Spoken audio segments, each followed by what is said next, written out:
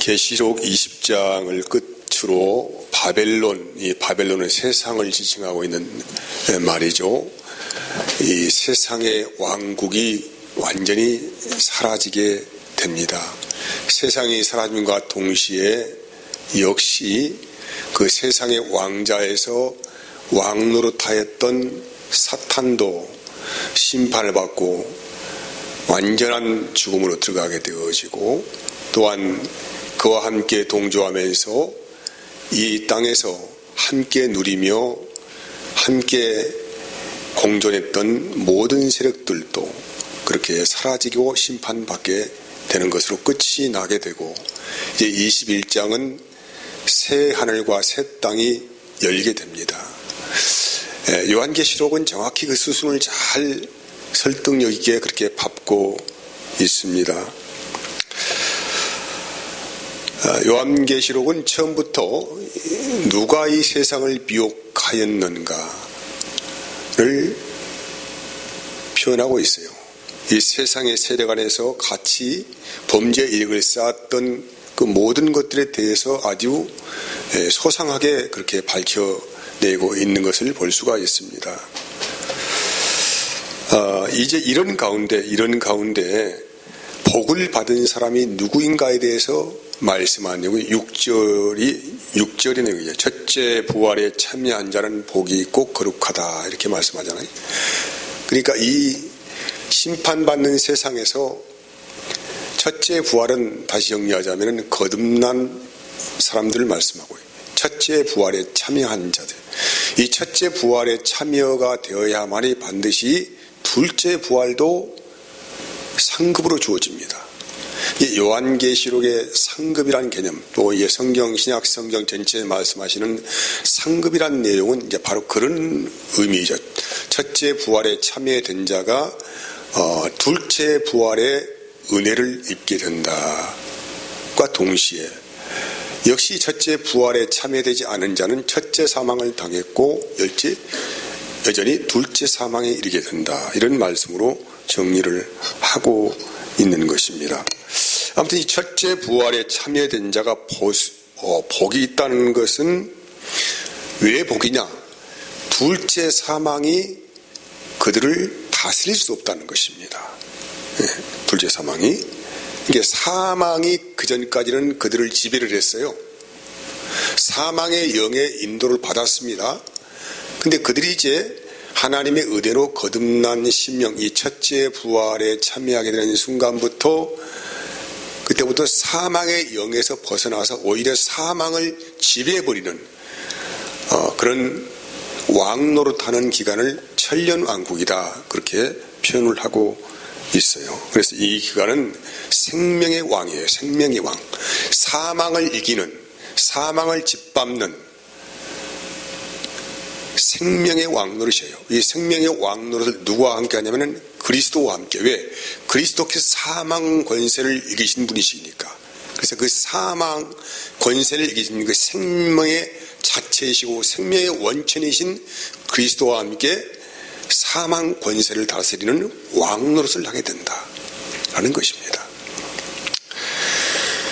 그리고 이제 이 본문의 내용을 그대로 읽어가면은 이 기간 동안에 이제 성도들이 생명의 왕권을 누리는 동안에 범죄한 천사는 무저갱에 갇혀 있게 된다. 천년 동안 갇혀 있게 된다, 이 말이에요. 무저갱에. 하지만은 천년이 차면서 잠시 무저갱에 갇혀 있는 이들이 놓이게 됩니다. 놓이게 되는데 7절에 보면은 천년이 참에 이렇게 천년이 차니까 무저갱에 갇혀 있는 사탄이 잠시 놓이게 된다, 이 말이죠. 여기 천년이 참회라는 이 말은 숫자적인 의미가 아니라고 그랬습니다. 그것은 하나님이 정하신 때입니다. 이 천년의 기간을 우리가 정할 수 없어요. 하나님이 정하신 때, 우리는 이미 천년 왕국에 들어가 있고 그 왕국에 들어가서 현재 예수의 생명을 누리며 지금 살고 있습니다. 하지만은 그 사탄이 정확한 법적인 수순을 따라서 이 사형선고를 해야 되기 때문에 하나님의 은혜 안에서 우리를 이걸 보게 하는 것입니다. 그래서 천년이 참에 그래서 이 말을 다른 말로 하면은 하나님이 정하신 그 기간이 도래했음에 이렇게 말씀을 해석할 수 있지요. 그래서 이 무저갱에서 사탄이 놓이게 됩니다. 다시 한번 무저갱을 설명하자면은 무저갱은 어떠한 생명의 빛이 비칠 수 없는 컴컴한 어두움에 지배되는 도저히 어떤 능력이나 힘으로도 빠져나갈 수 없는 영원히 침몰하는 구덩이예요. 밑바닥이 없는 깊은 시면의 구덩이를 무저갱이다라고 하는 것이지요. 이것은 어떤 장소적인 의미가 아닙니다. 왜냐하면 하나님이 지으신 피조물 가운데 유일하게 영적 존재로 지은 두 피조물이 있는데 천사와 사람이에요. 사람은 육과 영을 가지고 있고 천사는 영만 가지고 있지요. 마찬가지로 천사가 하나님께 범죄하여서 쫓겨남을 받았는데 역시 사탄의 실체도 영이라는 것입니다. 영이라는 존재는 어떤 공간 안에 가둘 수 있는 그런 존재적인 의미를 말하고 있지 않습니다. 그래서 영은 공간을 통과하고 이동을 합니다. 그래서 온 세상에 충만한 세상 안에 그들이 있습니다. 그래서 영적인 존재는 그래서 공간적인 개념이 아니고 하나님의 정하신 영적인 감옥이 있어요. 그건 깊은 시면에 끝없이 욕망의 불구덩이 속에서 더 욕망이 욕망을 부추기고 욕망에 사로잡혀서 그 안에서 빠져나올 수 없는 영원한 생명의 빛을 비칠 수 없는 바로 그 상태를 지금 무저갱에 갇힌 사탄이라는 것입니다. 사탄은 하나님의 자비가 이미 완전히 차단되어 버렸어요. 더 이상 어떤 생명의 빛이 들어갈 수 없는 깊은 시면으로 떨어져 버린 상태에 이른 사탄의 이 영원한 저주를 지금 무저갱이라는 단어로 표현을 하고 있습니다. 역시 우리 인간도 마찬가지예요. 하나님의 자비가 없는 것은 영원한 무저갱입니다. 끝없는 인간의 탐욕이 탐욕을 부르고 탐욕이 탐욕을 불러서 욕심이 잉태하면 죄를 낳고 죄가 장성 사망을 낳는 것이라고 야고보서 1장 12절에서 14절 말씀하고 있어요. 자, 14절 봅시다. 15절. 오직 각 사람이 시험을 받는 것은 자기 욕심에 끌려 미혹됨이니 욕심이 잉태한 즉 죄를 낳고 죄가 장성한 즉 사망을 낳습니다. 이 사망이라고 하는 것은 우리의 몸의 죽음을 말하는 게 아니고 영원히 추락해버린 영적인 사망이에요. 하나님의 빛이 도달할 수가 없다는 거예요. 그 깊이 추락한 상태를 말씀하고 있는 것입니다. 그래서 인간을 이 사망에 이르건 이 영적인 사망에 이르게 하는 것은 세상 가운데 끝없이 세상 사람들이 추구하는 그 욕망의 가치를 따라 살아가는 그런 감옥을 말씀하는 것입니다. 욕심이 잉태하면 반드시 죄가 되고 죄는 그 영혼을 사망의 구렁텅이로 몰아넣게 된다. 그런 말씀이죠. 사탄은 이렇게 하나님의 나라를 혼돈하게 한 죄로 인해서 빛의 세계에서 영원히 분리되어지는 저주의 감옥이 갇혔습니다. 그것이 무저갱입니다. 무저갱. 야고보서 1장 16절에서 17절 보면은 내 사랑하는 형제들아 속지 말라. 온갖 좋은 은사와 온전한 선물이 다 위로부터 빛들의 아버지께로 내려온다는 거예요. 하나님이 준비하신 온갖 좋은 것은 다 이로부터는 어디에서? 빛들의 아버지예요. 하나님에서 온 것은 빛입니다. 빛. 우리의 생명을 주는, 생명을 누리는, 이 생명은 나의 생명이 아닙니다. 육체의 생명, 인간의 육의 생명이 아니고 예수의 생명을 누리는 그 생명을 지금 말씀하는 거예요. 우리의 생명은 죽어 있습니다. 그렇잖아요? 그래서 우리들 성경은 직접적으로 직설합법으로 너희는 죄인이다 말하지 않습니까? 죄인은 생명의 빛이 없는 상태이죠. 감옥에 갇힌 상태입니다. 그 인간의 능력으로 빠져나올 수 없는 감옥에서 하나님의 은혜의 빛이 주어져서 우리가 세상 가운데서 빛으로 이동되었습니다. 이걸 구원이라고 해요. 구원받았다는 거예요. 구원받아서. 근데 사탄은 그 빛이 차단되어 버렸어요. 완전한 암흑의 구렁텅이에서 하나님의 빛이 전혀 도달할 수 없는 깊은 구렁텅이로 빠졌다 이 말이에요. 이 말씀 이해하시겠습니까? 네. 아무튼 이렇게 이 사탄은 지금 무적에 갇혀 있는데 이 상태를 현재 법정적인 용어로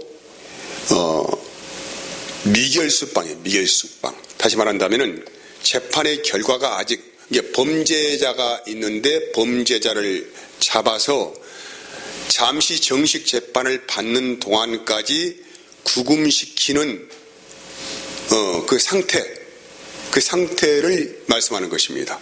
사탄은 지금 무저경이라고 하는 미결수 방해, 아직 정식 재판이 이루어지지 않는 상태에서 지금 심판을 받는 대기 중이다 이 말이에요. 무저경에서.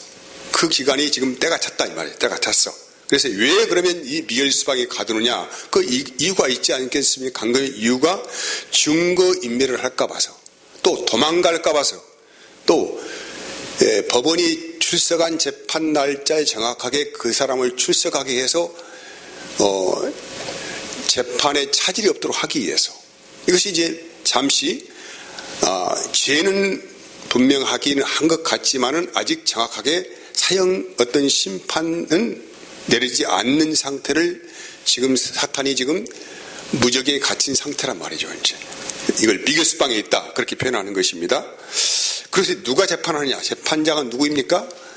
예수 그리스도이시죠. 그분께서 이 땅에 심판주로 오실 때에 정식 재판이 열리는 것입니다. 이 기간 동안 사탄은 1000년 동안 무저경에 감금되어 있고 이 판결 선고를 받기 위해서 잠시 노역이 된다. 그래서 7절을 보면은 7년이 참에 사탄이 그 옥에서 놓여 나와서 땅의 사방 곧 곡과 마곡을 미혹을 한다. 이렇게 기록이 되어 있지 않습니까? 현재 그 요한계시록의 현재 내용은 법정적인 용어를 쓰고 있어요. 사탄이 잡히고 땅에 추방되고 감금되고 무죄에 감금되고 다시 놓이고 재판장 앞에 서고 정확하게 이런 어떤 그 당시에 로마 법정의 재판소의 그런 기능들을 그대로 옮겨와서 지금 사탄이 어떤 상태로 현재 법 집행을 받고 있는가에 대해서 지금 설명하고 있는 것입니다. 네, 성경은 인간이 이해할 수 있는 언어로 말씀해야 되기 때문에 그 시대 사람들이 사탄이 어떤 존재이다, 어떤 상태이다, 그리고 어떻게 그의 운명이 되어진다, 이것을 우리에게 가르쳐주고 설명해주기 위해서 이 법정적인 용어를 그렇게 쓰는 거예요. 네, 그래서 아무튼 그렇게 이해를 하시고, 이 사탄이 이제 판결 선고를 받기 위해서 잠시 놀게 되죠. 이제 풀려나죠. 네. 그래서 그 기간 안에 뭘 하냐면은 사탄이 풀려나서 곡과 마곡의 전쟁을 일으켜요. 이 곡과, 성경에서 말씀하는 곡과 마곡의 전쟁은 에스겔서 38장 39장까지에 있는 그 내용인데, 이스라엘이 이제 바벨론에서 잠시 이 땅에 고토로 하나님께서 허락하셨으니 오지 않으면 오는 그런 과정 안에서 곡과 마곡이 전쟁을 일으킵니다. 그래서 이스라엘 침공을 하는 거예요. 그때 이스라엘 침공하는데 하나님께서 초자연적인 능력으로 하늘에서 불을 내려가지고 곡과 마곡을 심판하십니다. 그 내용을 그대로 지금 이 요한계시록에 연결시켜서 곡과 마곡의 전쟁을 연상시켜서 지금 이 상태를 설명하는 것입니다. 그래서 왜 그러면 하나님께서 이런 일을 하시느냐? 여러분 이제 이것도 법정적인 용어인데, 어떤 중한 죄인을 신문하는 절차 안에서 그가 얼마나 그 범죄를 섬세하게 기획을 했고 정말로 그런 사실이 있는가에 대해서 현장 검증을 해요. 현장 검증. 중재인을 다룰 때 현장 검증하는데, 이 현장 검증할 때는 그 재판을 집행하는 판사도 직접 그 현장에 가서 그가 어떤 방법으로 범행을 했는지의 사실 조사를 합니다. 사실 조사를 해서 그 재판에 그대로 조서를 꾸며가지고 판결에 쓰이게 된다 이 말이에요. 이해하시겠죠?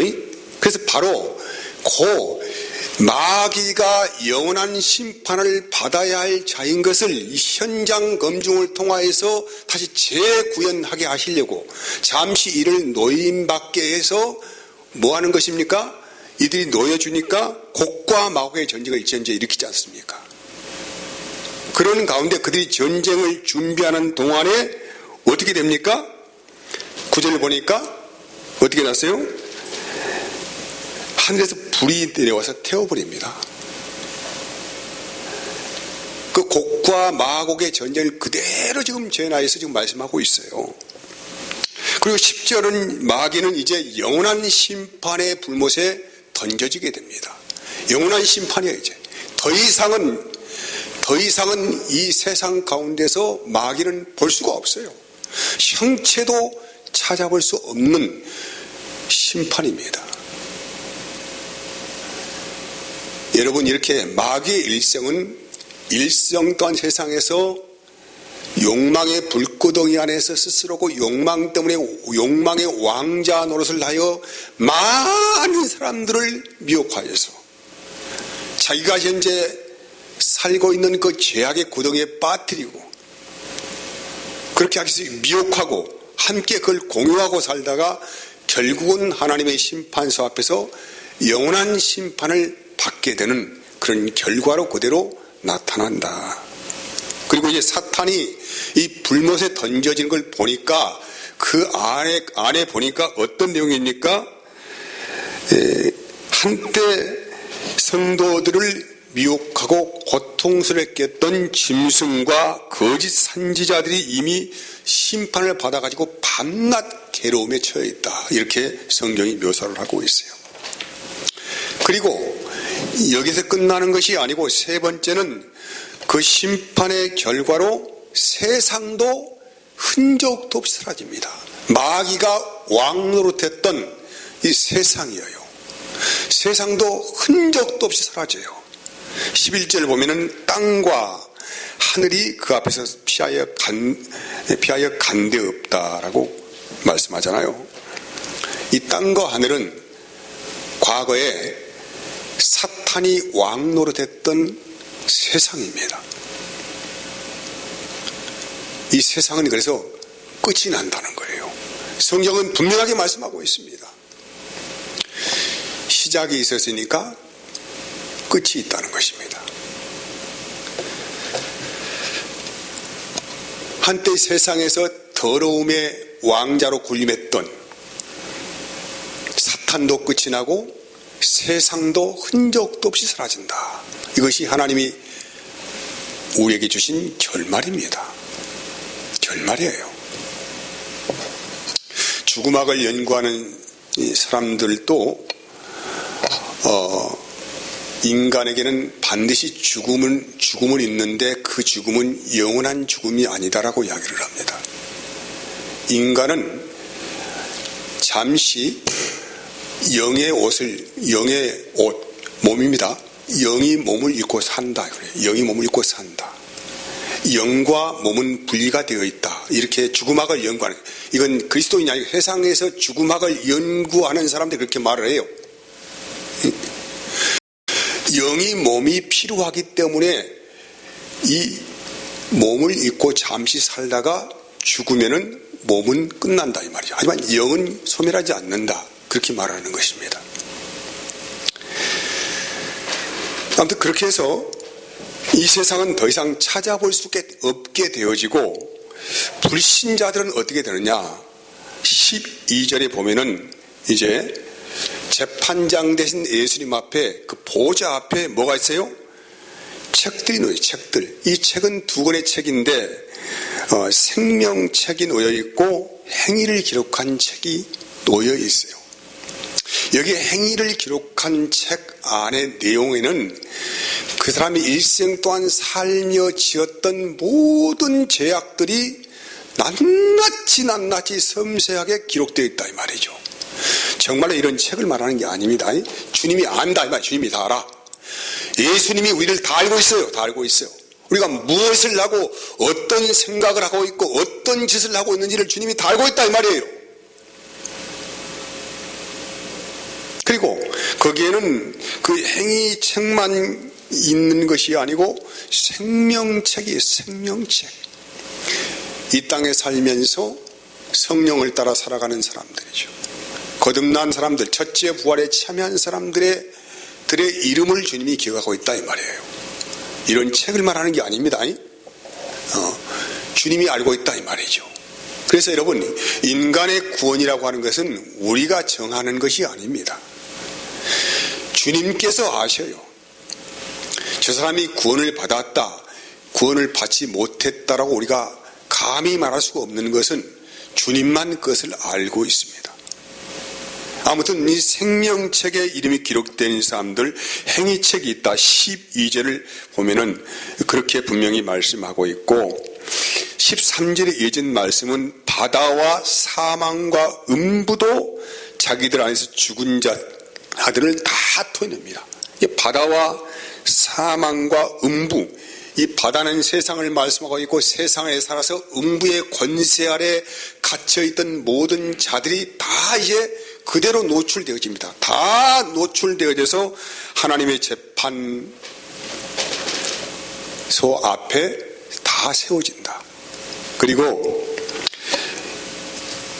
이들을 보니까 바벨론의 더러운 부와 함께 공유하면서 서로가 필요했던 것들을 서로 매매하며 살았던 사람들이에요. 그래서 그것들을 자기들이 원하는 것을 얻기 위해서 짐승과 우상 앞에 경배하며 살았던 사람들입니다. 이들의 행위를 주님이 알고 있다니 행위책에 기록된 사람들이죠. 생명책에 그의 이름이 빠져 있어요. 하나님의 심판 앞에 사는 자들은 행위책에 그들의 죄악들이 낱낱이 하나도 빠짐없이 다 기록되어 있다는 말이죠. 그래서 이 증거를 가지고 주님께서 심판을 하신다. 그래서 14절은 이들이 어쩝니까? 판결을 받아서 영원한 불못에 같이 던져진다. 사망과 음부도 함께 던져진다. 이것이 뭐냐면은 영원한 불못에 던져지는 둘째 사망입니다. 둘째 사망. 여러분, 세상은 반드시 예수님으로부터 심판을 받고 이 우리가 살고 있는 세상은 형적도 없이 다 사라집니다. 그와 더불어서 세상과 함께 치부하며 살았던 모든 자들도 함께 형적도 없이 이 세상에서 심판을 받고 영원한 불못에 떨어지게 된다 라고 누가 말했어요? 누가? 김종호 목사가 말했습니까? 성경이 증언하고 있습니다. 저는 더 이상은 말할 수 없어요. 성경이 그렇게 말을 하고 있다니까요. 우리는 뭘 믿습니까? 기록된 말씀을 믿습니다. 그렇잖아요? 여기 있는 제가 성경이 없는 말을 하면은 사기꾼이 되는 것이죠. 근데 성경에 정확하게 문자로 지금 기록되어 있지 않습니까? 히브리서 9장 27절 8점 한 번 죽는 것은 사람에게 정해진 것이라고 해요. 한 번 죽습니다. 몸은 죽어요, 몸은. 하지만 그 후에는 심판이 있다.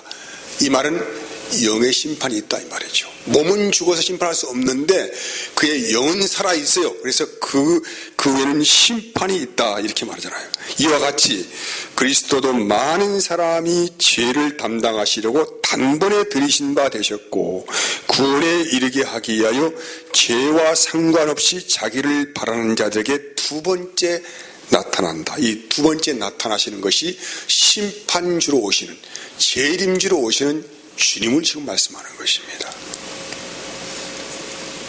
여러분, 재림주로 오는 그때까지 우리는 이 땅에서 첫째 부활에 참여한 자들은 생명의 왕 노릇을 합니다. 이 생명의 왕이라고 하는 것은 사망 권세를 짓밟고 살아가는 왕이에요. 그들은 사망 권세가 어떻게 할 수가 없습니다. 예수의 생명이 그들 안에 있기 때문에 사망 권세가 그들을 어떻게 밟아보려고 해도 밟을 수가 없어요. 오히려 사망은 죽은 거 아닙니까? 생명이 있는 것만 사망을 밟고 살아간다 이 말이죠. 사망의 왕 노릇하며 이 땅에 살아간다. 그래서 로마서 5장 17절 한 사람의 범죄로 말미암아 사망이 간 사람을 통하여 왕 노릇하였은지 더욱 은혜와 의의 선물을 넘치게 받은 자들은 한 분 그리스도를 통하여 생명 안에서 왕 노릇하시로다. 왕 노릇. 그리고 마지막은 사망입니다. 고전 15장 22절 아담 안에서 모든 사람이 죽은 것 같이 그리스도 안에서 모든 사람이 삶을 얻으리라. 그리스도 안에서만 모든 죽어있는 영들이 삶을 얻습니다. 어디에서만? 그리스도 안에서만. 그러나 각각 자기 차례대로 되리니 먼저는 첫 열매인 그리스도요 다음에는 그가 강림하실 때 그리스도께 속한 자, 강림하실 때, 재림하실 때 그리스도에 속한 자가 부활을 얻는다 이 말이죠. 그 후에 마지막이니 그가 모든 통치와 모든 권세와 능력을 멸하시고 나라를 아버지 하나님께 바칠 때라. 그가 모든 원수를 그 발 아래 둘 때까지 반드시 왕노릇 하시리니 맨 나중에 멸망받을 원수는 사망이니라고 분명하게 말씀하고 있어요. 사망. 이제까지 사망이 왕노릇 하였던 세상이에요. 근데 예수님이 오심을 통하여서 첫째 부활에 참여가 되었고 첫째 부활에 참여한 자들은 그리스도와 더불어 생명의 사망 권세를 이기는 왕노릇을 하다가 영원한 부활에 참여하는 그런 상을 받게 된다는 것에 대해서 아주 분명하게 누가 말했다고요? 성경이 말을 하고 있습니다. 그리고 이렇게 세상이 끝남과 동시에 하늘 보좌가 열려서 새 하늘과 새 땅이 이 땅에 내려오게 됩니다. 사랑하는 여러분, 새 하늘과 새 땅, 새 예루살렘 얼마나 환상적입니까? 이 세상은 형적도 없이 끝나갑니다. 그리고 그와 더불어서 그리스도 밖에 있는 자들은 영원한 심판으로 들어가게 됩니다. 계시록이 분명히 말을 하고 있어요. 그래서 여러분 계시록을 통하여서 은혜를 받으면은 분명한 세상의 모든 것은 끝나게 된다는 것에 대해서 분명한 분별을 갖게 됩니다.